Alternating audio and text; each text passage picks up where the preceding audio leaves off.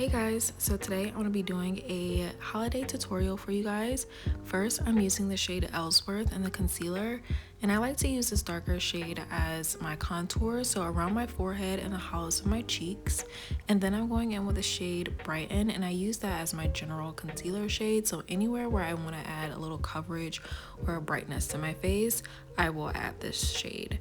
And I like to blend out the darker concealer shade with a brush just to really get it blended in how I like. And then for the lighter concealer shade, I like to use a sponge just so that I don't carry away a lot of that coverage that I've put down. These concealers are super creamy, so they blend out really well with either, but this is just how I prefer to apply and blend my makeup.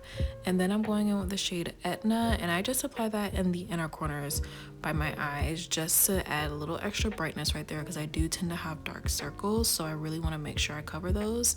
And since we're in the holiday, we're going to be using Riveting Red as our blush, and I like to apply that up towards the temples of my face, not really on the apples of my cheeks, but higher up. And then we're using the champagne shade, because what's the holidays without champagne?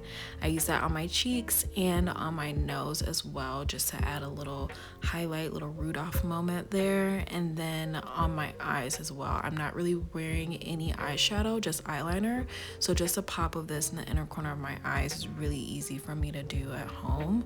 And then I'm going to be using Riveting Red again, and I'm using just a regular eyeshadow brush. You don't need a lip brush.